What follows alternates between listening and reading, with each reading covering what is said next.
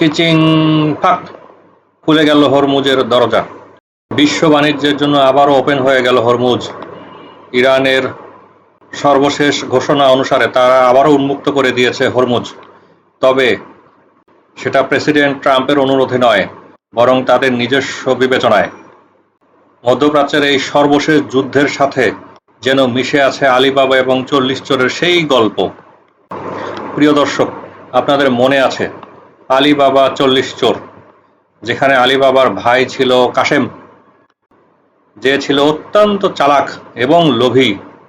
সে আলিবাবার কাছ থেকে সেই গুহার রহস্য জেনে নিয়ে, অর্থাৎ গুহার যে মূল মন্ত্র চিচিং ফাক, এই মূল মন্ত্র আলিবাবার কাছ থেকে জেনে নিয়ে গুহার ভিতরে প্রবেশ করেছিল। কিন্তু গুহার ভিতরে ঢুকে সব কিছু তালগোল পাকিয়ে ফেলে এবং বের হওয়ার সময় সে কিছুতেই মনে করতে পারছিল না যে কি বলতে হবে, এবং সে আটকা পড়েছিল এবং তাকে তার পরিণতি ভোগ করতে হয়েছিল। বাস্তবে এবার একটু তাকিয়ে দেখুন সর্বশেষ যুদ্ধের অবস্থা। হরমুজ প্রণালী যেন সেই গুহা, রহস্যময় গুহা, যার ভেতরে কাশেমরূপী প্রেসিডেন্ট ডোনাল্ড ট্রাম্প প্রথমে যেভাবে ঢুকেছিলেন, বাধাহীনভাবে তিনি হরমুজের উপর দিয়েই প্রথম ইরানে প্রবেশ করেছিলেন এবং যুদ্ধের শুরুতে যেভাবে তাণ্ডব চালিয়েছিলেন, খামেনি হত্যা সহ ব্যাপক আকারে ধ্বংসযজ্ঞ চালিয়েছিলেন, সেই তিনিই যেন পরবর্তীতে এই হরমুজের ভেতরে ফাঁদে আটকা পড়ে যান, কিছুতেই আর বের হতে পারছিলেন না।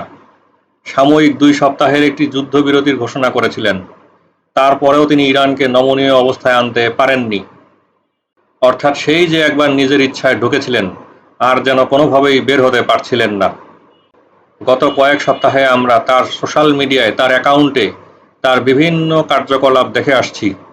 তার স্ট্যাটাস, তার চিন্তাভাবনা সব কিছু দেখে স্পষ্ট বোঝা যাচ্ছিল তিনি অত্যন্ত গোলমেলে একটি পরিস্থিতির মধ্যে রয়েছেন। তার উদ্ভট কথাবার্তা, মুহূর্তেই সিদ্ধান্ত পরিবর্তন, এই সব দেখে আমাদের মনে পড়ে যাচ্ছে বারবার সেই কাশেমের কথা, যে কোনোভাবেই মনে করতে পারছে না বের হওয়ার সময় যে কি যেন বলতে হবে, কি যেন বলতে হবে। অবশেষে ইরান হরমুজ প্রণালী উন্মুক্ত করে দেওয়ার ঘোষণায় বিশ্ব বাণিজ্যে নেমে আসে এক স্বস্তি।